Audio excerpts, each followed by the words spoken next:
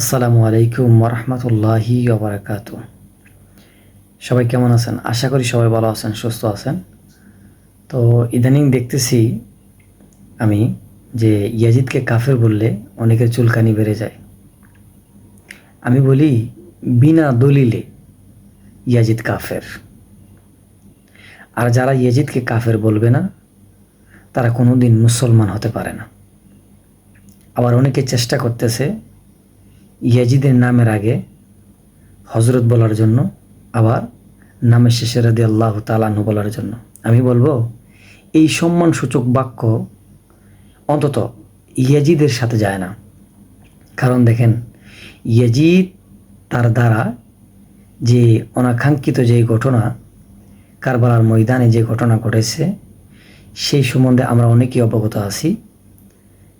যে হজরতে হুসাইন রাদিয়াল্লাহু তাআলা আনহুর আমার নবীজির আওলাদগণ আহলে বায়াতকে যেইভাবে নির্মমভাবে তারা হত্যা করেছে, তার সম্পূর্ণ দায়ভার সেই ইয়াজিদের উপরে বর্তায়। তারপরে দেখেন, এই মদিনা শরীফে সেই ইয়াজিদি বাহিনী হামলা চালিয়ে তার হত্যাকাণ্ড ঘটিয়েছে। তারপরে আবার দেখেন, কাবা শরীফের গিলাফের মধ্যে সে আগুন ধরিয়েছে।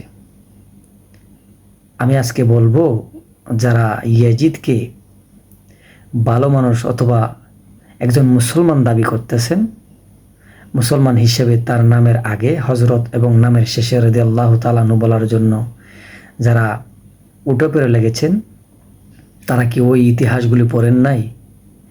একবার ইতিহাসগুলো পড়ে দেখেন, আওলাদ রাসূলগণ কীভাবে তারা শহীদ করেছেন।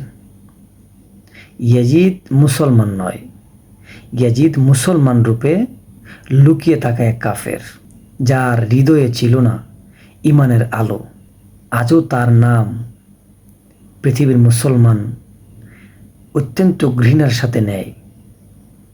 আর হুসাইন রাদিয়াল্লাহু তাআলা আনহু হচ্ছে চিরসত্যের প্রতীক, যেই প্রতীক আমরা অন্তরে লালন করে থাকি। একজন হুসাইনি মুসলমান কখনো ইয়াজিদকে হজরত অথবা রাদিয়াল্লাহু তাআলা আনহু বলবে না। কারণ একজন হুসাইনি মুসলমান সে এতটুকু জানে যে ইয়াজিদ হচ্ছে সাচ্চা কাফের, টাটকা কাফের, যে কাফের পৃথিবীর জমিনে আজ পর্যন্ত এখন অবধি কেউ তার সন্তানের নাম ইয়াজিদ রাখে নাই। আর যারা ইয়াজিদের সাফাই গাচ্ছ, তোমরা কি একবার তোমাদের সন্তানের নাম ইয়াজিদ রেখে দেখেছো? তো আমি এতটুকু বলবো, যারা আশিকে রাসূল রয়েছি, যারা হুসাইনি প্রেমিক রয়েছেন, আমরা সকলেই হুসাইনের আদর্শ লালন করে হুসাইনের সৈনিক হিসেবে বাঁচার চেষ্টা করি। আল্লাহ পাক সকলকে কবুল করুক, আমিন। আসসালামু আলাইকুম ওয়া রাহমাতুল্লাহি ওয়া বারাকাতুহু।